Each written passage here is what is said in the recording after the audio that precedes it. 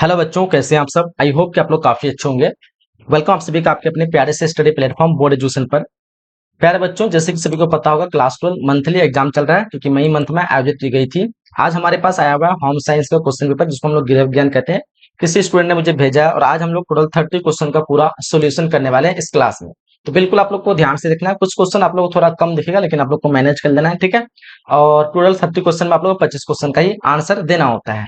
हम लोग को समय रहेगा 1 घंटा 30 मिनट का। ये सारी चीज आप लोग को पता होगा। बाकी जो चैनल पे नए हैं, चैनल को आपको सब्सक्राइब करके नोटिफिकेशन बेल पे क्लिक करके ऑल पे क्लिक कर लेना है, क्योंकि आने वाले रेगुलर क्लास के नोटिफिकेशन आपको समय पे मिल सके। क्योंकि यहाँ पे आपको सारे सब्जेक्ट के बिल्कुल फ्री ऑफ कॉस्ट जो है पूरी तैयारी कराई जाती है। इस चैनल से आप जो है अच्छी तैयारी करके बोर्ड एग्जाम में 450 प्लस मार्क्स ला सकते हैं। तो इसलिए आप सभी को चैनल को सब्सक्राइब हर हाल में करना है। बाकी इस क्लास को अपने सभी दोस्तों के साथ शेयर करिए, ताकि उसको भी इस वीडियो से फायदा हो सके, ठीक है। चलिए तो हम लोग फटाफट से क्लास की शुरुआत करते हैं। देखते हैं पहला क्वेश्चन आप लोग को क्या पूछा जा रखा है। तो देखो, यहाँ पे आपको 1 से लेकर 30 तक क्वेश्चन रहेंगे, और जिनमें से आप लोग को जो टोटल जो है कितने 25 क्वेश्चन का ही आंसर देना होता है, ठीक है।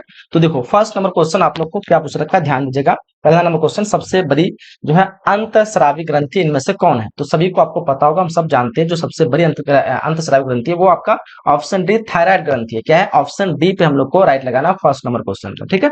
आगे देखिएगा, अगला क्वेश्चन नंबर दूसरा हम लोग को क्या पूछ रखा है कि मानव शरीर में कितने प्रकार की ग्रंथियां होती है। डेफिनेटली ये क्वेश्चन आप सभी को पता होगा।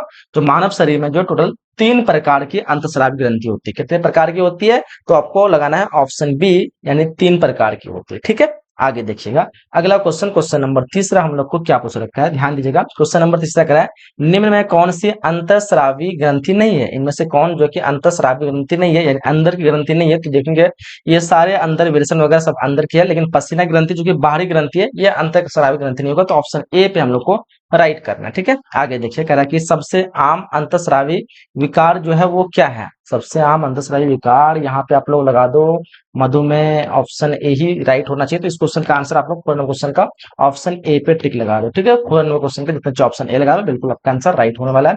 क्वेश्चन 5 को देखिएगा। क्वेश्चन 5 हम लोग को क्या पूछ रखा है कि निम्न में कौन सा हार्मोन जो है, हार्मोन का कार्य है। अच्छा, इनमें से कौन सा कार्य जो कि हार्मोन का, तो बोलो विरुद्ध बिल्कुल है, प्रजनन भी है, मरम्मता भी है, ठीक है। इनमें से सभी लगा दो, बिल्कुल डेफिनेटली सभी का आंसर ऑप्शन डी राइट हो जाएगा क्वेश्चन नंबर 5 का, ठीक है। तो ऑप्शन डी पे आप लोग को राइट लगाना। क्वेश्चन नंबर 6 कराए कि निम्न से कौन सा हार्मोन नहीं है। तो यहाँ पे आपका हार्मोन तो ये सारे दिख रहा है जी, इनमें से सारे जगह, लेकिन क्या लगाओगे, इंसुलिन। इंसुलिन पे ही लगा दो, ठीक है। लेकिन आप लोग इसको कंफर्म कर लो, इनमें से कोई नहीं भी हो सकता है। नहीं तो सभी देना चाहिए था इसको ऑप्शन में। चलो बी पे लगा देते। क्वेश्चन 7 को देखो, कह रहा है कि कौन सा हार्मोन महिला और पुरुष दोनों में पाया जाता है। बिल्कुल लाजवाब सा क्वेश्चन है, ध्यान दीजिएगा।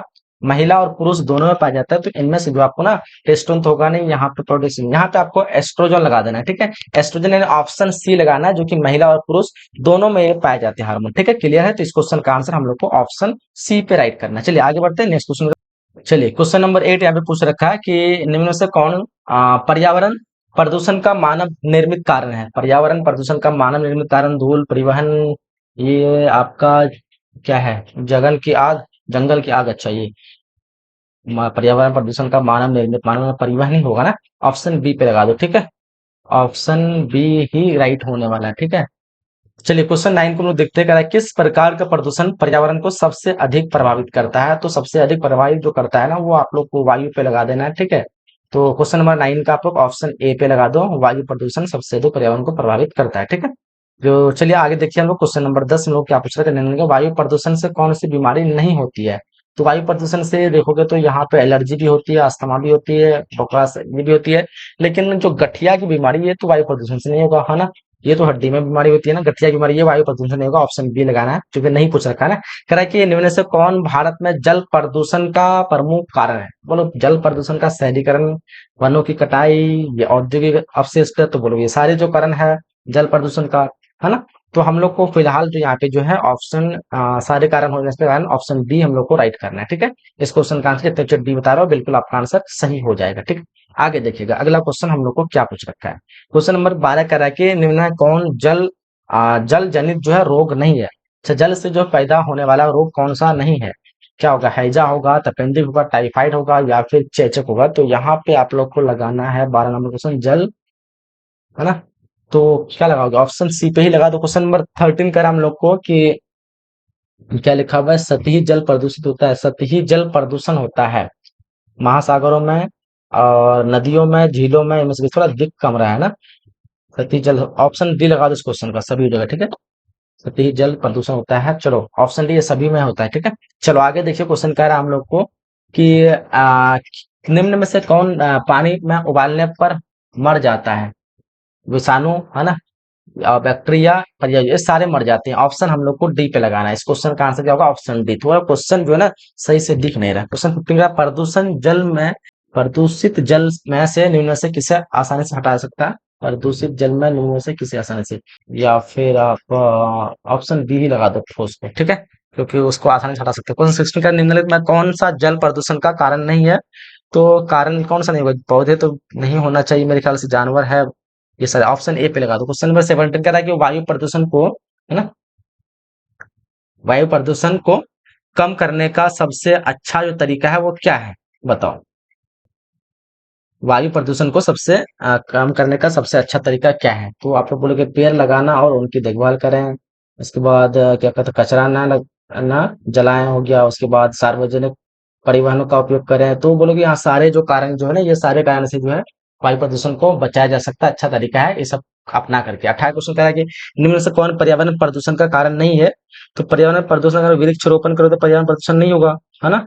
तो वो बोलोगे ऑप्शन सी जो है पर्यावरण प्रदूषण कारण नहीं है, ऑप्शन सी हो जाएगा, ठीक है। बाकी सारे ऑप्शन आपका गलत हो जाएगा, ठीक है। तो जितने अच्छे सी लगा रहे हो बिल्कुल आपका आंसर राइट हो जाएगा। आगे देखिएगा, क्वेश्चन नंबर यहाँ पे 19 हम लोग पूछ रखा है कि घरेलू कहते हैं घरेलू कचरा किस प्रकार का प्रदूषण फैलाता है।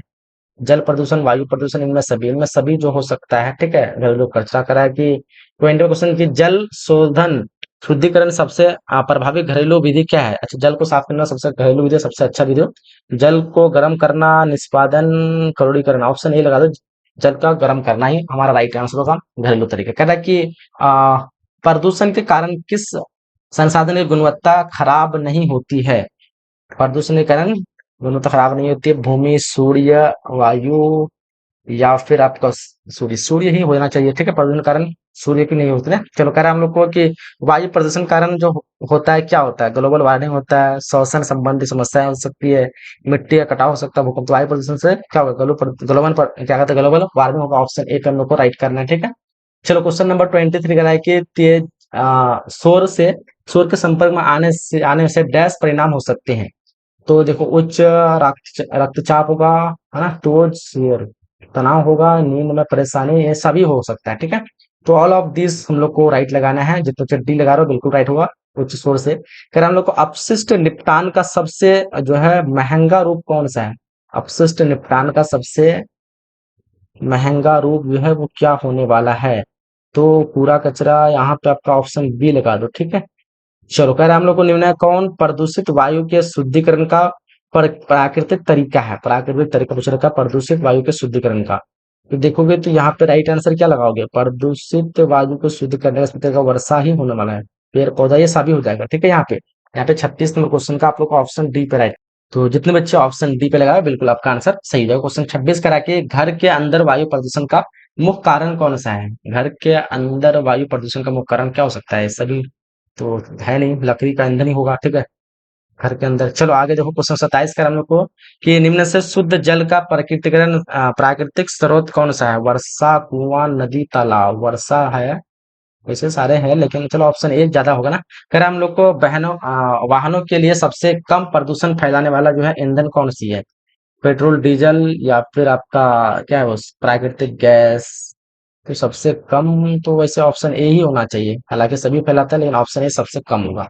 खैर हम लोग को ग्लोबल वार्मिंग के लिए मुख्य रूप से कौन सा गैस जिम्मेदार है। ग्लोबल वार्मिंग के लिए कौन सा गैस, कार्बन डाइऑक्साइड, बिल्कुल ऑप्शन बी ही राइट होने वाला है, ठीक है। इस क्वेश्चन का आंसर आपको ऑप्शन बी लगाना है। क्वेश्चन 30 करा हम लोग को कि निम्नलिखित में से कौन पर्यावरण को बचाने के लिए क्या कहते हैं, 3 उपाय बताएं। 3 आर में कौन है। तो यहाँ पे पुनः चक्रण, ये सारे जो है तो नहीं है। इस क्वेश्चन का आंसर आप लोग क्या लगाना है, निम्न में से कौन पर्यावरण को बचाने के लिए 3 आर में से कौन नहीं है। अच्छा, कौन नहीं है बोल रहा है ना, तो कौन नहीं है, ऑप्शन बी लगा दो, ठीक है।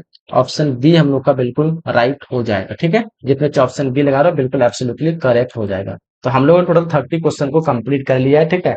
आई होप कि आप लोग सारे क्वेश्चन को देख लिए होंगे। इसमें से आपको 25 बनाना है। तो कुछ दो क्वेश्चन जो है आप लोग को सही से दिखा नहीं होगा, ठीक है, तो आप लोग उसको स्किप कर लेंगे। ठीक है, मिलते हैं हम लोग नेक्स्ट क्लास में, अगली क्लास में। तब तक के लिए जय हिंद, जय भारत।